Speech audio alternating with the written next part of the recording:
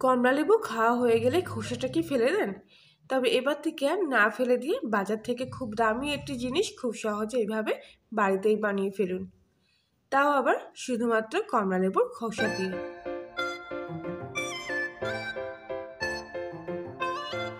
প্রথমে কমলালেবুটা ছাড়িয়ে নিলাম, আর এর বাইরের যে খোসাটা থাকে আর খোসার গায়ে আঁশগুলো খুব ভালোভাবে কিন্তু পরিষ্কার করে নিলাম। যদি খোসাটা অনেকদিন শুকিয়ে গিয়ে থাকে তবে খোসাটা 2 থেকে 3 ঘন্টার মতো জলে ভিজিয়ে রাখবেন, দেখবেন খুব সুন্দরভাবে কিন্তু ফুলে উঠেছে। এখানে আমি আরও একটা কমলালেবুর খোসা নিয়ে নিয়েছি।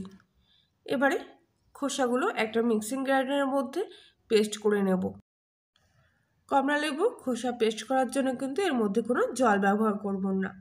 বাজার থেকে যে রোজ ওয়াটারগুলো পাওয়া যায়, গোলাপ জল, সেগুলোই কিন্তু আমি 2 ঢাকনা মতো নিয়ে নিচ্ছি।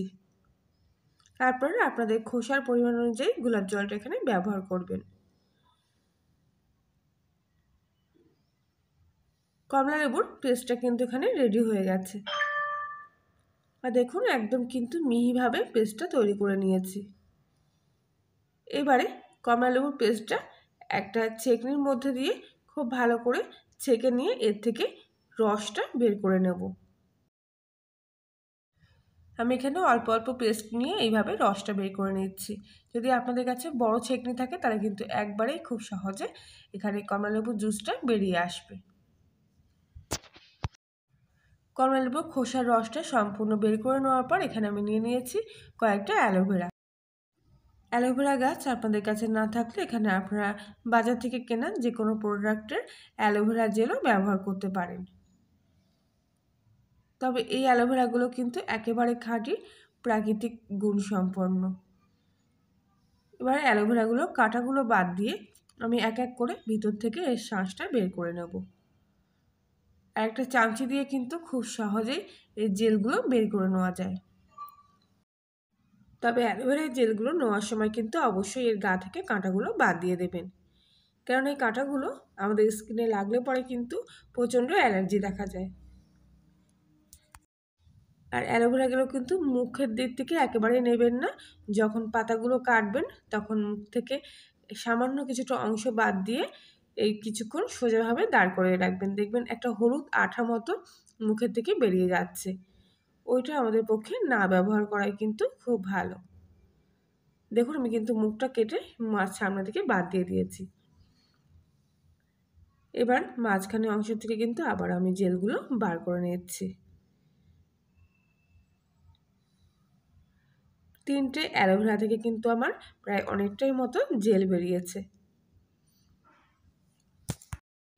আর এখানে আমি কিন্তু অনেকটাই প্রায় অ্যালোভেরা জেল বের করে নিয়েছি। একটু বেশি করে নিলে কিন্তু ত্বকের পক্ষে খুব ভালো হয়, কেননা ক্রিমের ময়শ্চারাইজারটা তত বাড়বে যতটা বেশি অ্যালোভেরা জেল দেবেন। এবার সম্পূর্ণ অ্যালোভেরা জেলটা আমি একটা মিক্সিং গ্রাইন্ডারের মধ্যে একটু পেস্ট করে নেব, কেননা এই যে দলা দলা ভাবটা আছে, যদি মিক্সিং গ্রাইন্ডারে পেস্ট করে নিই তাহলে কিন্তু একদম এটা তরল জলের মতো হয়ে যাবে।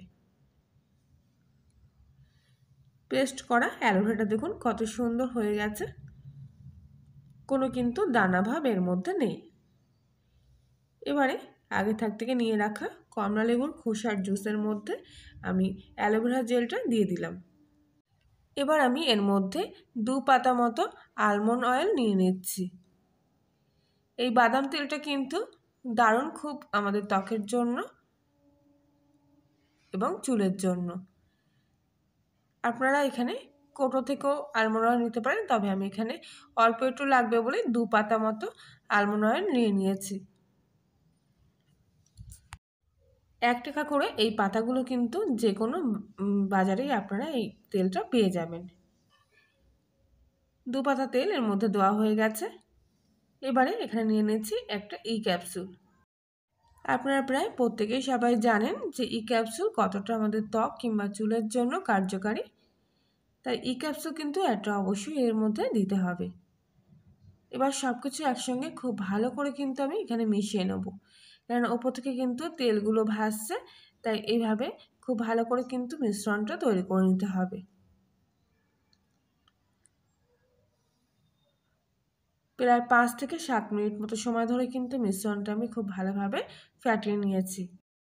খুব কম খরচের মধ্যে কিন্তু শীতের জন্য একদম খাঁটি ময়শ্চারাইজার আপনার বাজার থেকে না কিনে খুব সহজে বাড়িতে এইভাবে তৈরি করে ফেলতে পারবেন।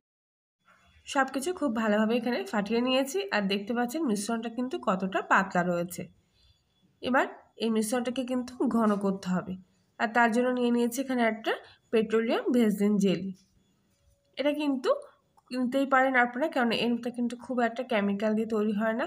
এখনও পর্যন্ত এই জিনিসটা কিন্তু খাঁটি আছে, আর এটা প্রায় শীতের দিনে সবাই ব্যবহার করে থাকেন। তাই এখানে আমার একটা ভেসলিন জেলি আগে থাক থেকেই ব্যবহার করা ছিল, তার থেকে পুরোটাই আমি এর মধ্যে নিয়ে নিলাম। আর আরও মনে হচ্ছে ভেসলিন জেলি আমার এখানে লাগবে, তাই সব কিছু আগে ভালো করে মিশিয়ে নিচ্ছি, তারপরে পরে লাগলে আবার একটু ব্যবহার করব। ভেসলিন জেলিটা কিন্তু সহজে এর সাথে মিশবে না, অনেকক্ষণ ধরে ভালো করে ফাটিয়ে নেওয়ার পর তবেই কিন্তু জেলিটা এর সাথে মিশে যাবে। তবে আপনারা মিক্সিং গ্রাইন্ডারের মধ্যে দিয়েও কিন্তু খুব কম সময়ের মধ্যে ফাটিয়ে নিতে পারেন এই মিশ্রণটা। আর কিছুক্ষণ ফাটিয়ে নেওয়ার পর দেখুন মিশ্রণটা কতটা ঘন হয়ে গেছে, দেখলেই বুঝতে পারছেন কতটা গাঢ় হয়ে গেছে, একদম পুরো ক্রিমের মতো। অবশ্য পরে আমি একটুখানি কিন্তু ভেসলিন ব্যবহার করেছি, আর এখানে কিন্তু ভেসলিনটা এখনও পুরোপুরি খুব ভালোভাবে মেশেনি, একটু দানা ভাব রয়ে গেছে। এটাকে কিন্তু মিক্সিং গ্রাইন্ডারের মধ্যে পেস্ট করলে আর একবার, তবে এখানে কিন্তু ক্রিমটা অনেকটা সফট হয়েছে। দেখলেই কিন্তু বুঝতে পারছেন যে কত সুন্দর ক্রিমটা এখানে তৈরি হয়ে গেছে।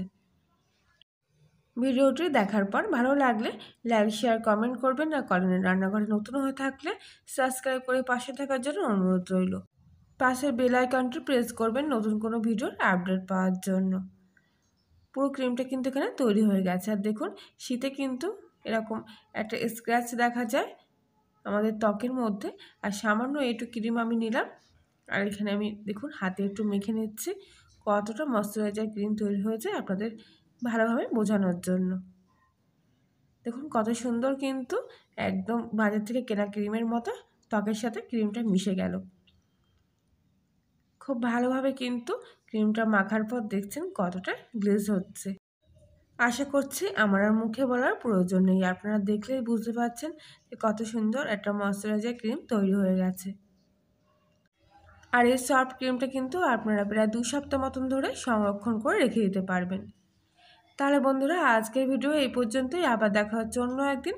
ততক্ষণ সবাই ভালো থাকবেন, সুস্থ থাকবেন, সাবধানে থাকবেন।